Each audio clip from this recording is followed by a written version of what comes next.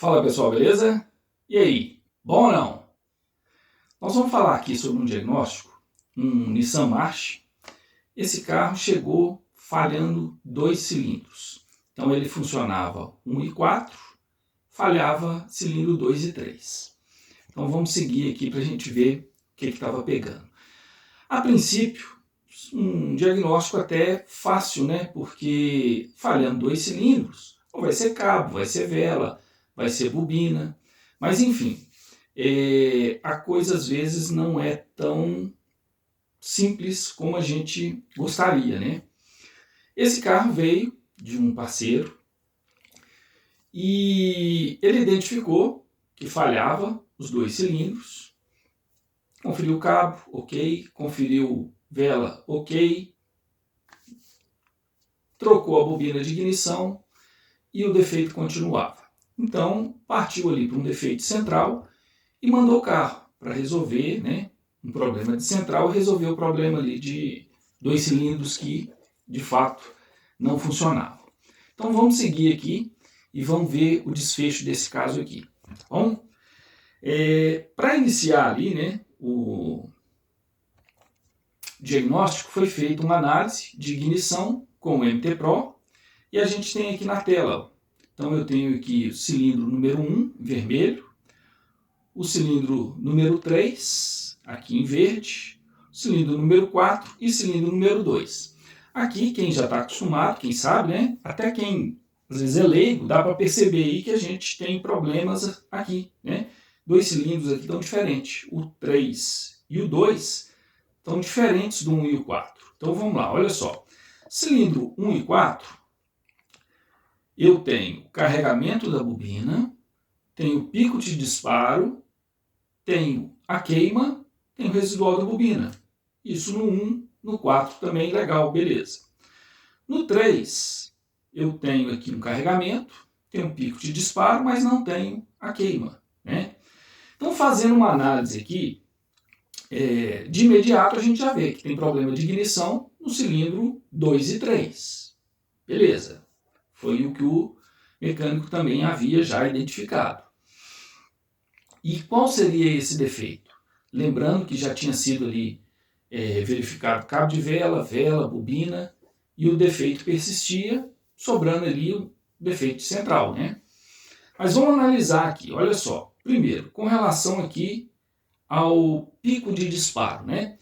Esse defeito que dá quando eu tenho um pico de disparo e não tenho aqui o tempo de queima é muito característico de cabo de vela rompido, tá? Só que tem um detalhe, quando eu tenho um cabo de vela rompido, além de não ter aqui o tempo de queima, o que acontece com o pico de disparo? O pico de disparo sobe muito, ele vai lá para cima. Aqui está acontecendo o contrário, o pico de disparo diminuiu. Olha aqui, ó, tensão de disparo 2 e 3, eles estão menores que 1 e 4. Então, a princípio ali, imaginando, né, poderia ser um cabo de vela, eu já vejo, não, cabo de vela não é. Então, é uma característica do cabo de vela ter esse pico de disparo e não ter a queima. Porém, como o pico de disparo não subiu, então eu já vejo aqui que não é cabo de vela, né? No carregamento, se a gente for olhar aqui o carregamento do 1 e do 4, olha como eu tenho aqui tipo um residual, né, aqui no início do carregamento, coisa que não acontece no 3 e no 2, né? Então, aqui, cabo de vela não influencia, vela não influencia, quem que vai acionar isso aqui? É a central, né, mandando ali o pulso negativo, e a própria bobina. Então, sobrou aqui ou para a central ou para a bobina. Beleza, vamos seguir o jogo. Vamos pegar ali o primário, aqui eu estou pegando o secundário, tá? O secundário de ignição. Então vamos partir ali para ver lá no primário de ignição se tem alguma coisa que nos mostre ali, né, com relação à bobina ou à central. Aqui, ó, também o residual, não existe o residual, né? Então quer dizer, faltou força para a bobina, para o pico de disparo, para a tensão e o tempo de queima e faltou força por residual. Então, faltou energia ali para queimar a centelha. Então, vamos seguir em frente aqui e vamos pegar a imagem dos dois primários. Aqui eu tenho em azul, o primário do 1 e 4, que é o que está funcionando. Em preto, eu tenho o primário 2 e 3, que é o que está falhando. E olha só, a central ela joga o chaveamento ali de forma satisfatória, né? Tanto no 1 e 4 quanto no 2 e 3. Então a central está fazendo o papel dela. E o pico de disparo aqui ele está menor, né? No 2 e 3 e não tem a queima. Então aqui ó, eu já vejo que o problema é quem? É da bobina de ignição, né? Existe um problema ali na bobina, porque não teve ali força, né, para fazer essa queima. Bom, se a gente identificou que é bobina, então partir para colocar a bobina. Só que já havia sido trocada a bobina sem resolver. Então pegamos essa bobina que foi substituída, aqui essa imagem com a bobina original do carro, ok? Então com a bobina original foi identificado isso aqui. Pegamos a bobina que havia sido já colocada, né? E o defeito continuou, tá? Trocou-se a bobina e continuou o defeito no cilindro 2 e 3. Então vamos partir aqui para verificar numa outra imagem.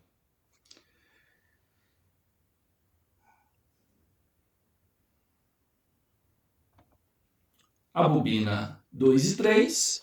E olha só, o primário, né, que a gente tinha lá com a bobina antiga, que é essa imagem aqui, ó, eu tenho o primário 1 e 4 e tenho o primário 2 e 3.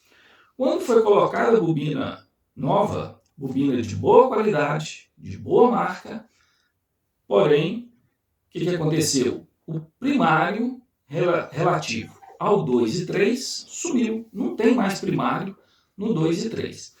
Aí vem aquele bug na cabeça, né?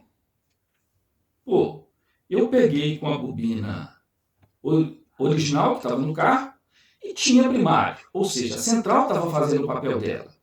Aí eu pego uma bobina nova, coloco, instalo e a central para de mandar esse primário.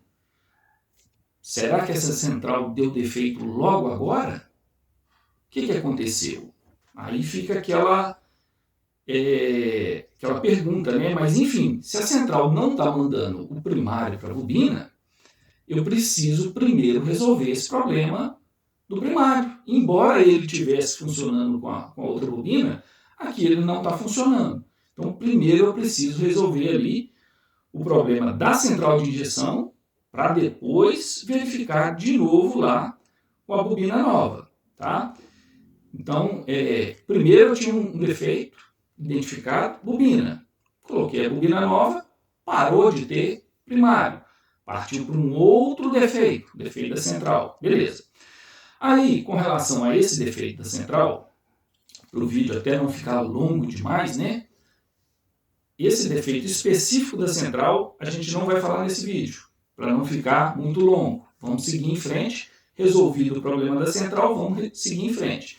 Porém, para também ficar, né, registrado aí, e para quem quiser depois ver o desfecho com relação à central de injeção, um vídeo específico, uma aula específica com relação aí a essa solução da central de injeção vai estar dentro dos nossos treinamentos EAD, tá bom? Então, quem quiser ver aí essa parte completa aí com relação à central, tá lá dentro do EAD. Mas aqui a gente vai partir num ponto de que a central foi solucionada, partimos de novo com a bobina de ignição e, de novo, cilindro 2 e 3 sem funcionar. Então, olha só. Vamos pegar a sequência aí para a coisa não perder o fio da meada. Primeiro diagnóstico, bobina. Segundo diagnóstico, problema da central, parou de mandar o primário. Então, resolvido o problema da central, resolvido, teoricamente, né, a falha que havia na bobina, porque entramos com a bobina nova. E ainda assim, cilindro 2 e 3 sem funcionar. Cabeça pira? Não pira. Sabe por que não pira? O osciloscópio ele não vai me dar informação errada. E nem vai me mostrar onde está o defeito. Se eu não perguntar para ele, eu tenho que saber conversar com ele. Saber o quê? Perguntar e ouvir a resposta. Assim como eu faço com o scanner, né? Olhando parâmetros, verificando ali um DTC, o osciloscópio, eu vou no mesmo caminho. Eu tenho que saber conversar com ele. Então eu tenho que perguntar para ele o que está acontecendo para que ele me responda. E qual a pergunta que eu posso fazer para ele aqui? Entrar com a garra de corrente e verificar o consumo de corrente que está acontecendo aqui nessas bobinas. Então vamos lá. Lá no início, tá? Na bobina anterior, eu já tinha essa análise da corrente de consumo das bobinas. Então vamos lá. Vamos analisar primeiro aqui, tá? A corrente de consumo da bobina que estava boa, do cilindro 1 e 4, e a análise do consumo de corrente da bobina que estava ruim, 1 e 4, 2 e 3. A boa 1 e 4, a ruim 2 e 3. Então vamos lá para essa análise aqui, ó. Vamos abrir aqui. Aqui a corrente da bobina boa que estava no carro, a original do carro, tá bom?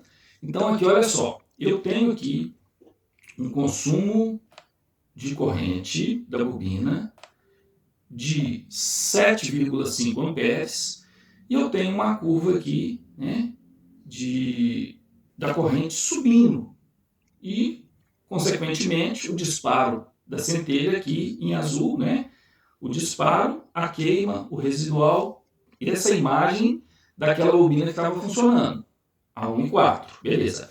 Vamos pegar agora a imagem da 2 e 3 da bobina original do carro, que chegou falhando. Então vamos partir para ela aqui, ó. Essa aqui. Aqui eu tenho o consumo de corrente da bobina que estava ruim, a original do carro. Então olha só, eu tenho, vamos apagar aqui esse azul, para não atrapalhar. Eu tenho aqui, olha só, em vermelho o consumo de corrente, em preto o disparo. Deixa eu diminuir o tamanho aqui, para ficar mais fácil da gente visualizar. Ó. Vou diminuir aqui, vou diminuir também a ignição. Pronto. Então aqui agora, olha só, eu tenho consumo de corrente da bobina que estava ruim, a que estava no carro. Aqui eu tenho que levar a coisa bem passo a passo, né? E bem nos detalhes, porque senão eu embolo a coisa toda. Porque a sequência aqui é meio que para derrubar o camarada mesmo. Consumo de corrente, 7 amperes. Muito parecida com a anterior, que está aqui, ó, 7,5 amperes. Só que tem uma diferença grande aqui, ó. Primeiro, além da ignição, né, do disparo, do tempo de queima, do residual, eu tenho uma diferença muito grande. Primeiro, os 500 miliamperes, né, meio ampere ali, mas principalmente, qual a diferença crucial aqui, ó? Olha a curva aqui que foi feita. Olha a curva. Deixa eu acertar aqui de novo. Pega aí. Olha a curva que foi feita ali na subida da corrente. Essa corcova aqui, ó. Ele sobe e de repente ele embica, né? Faz uma corcova grande aqui.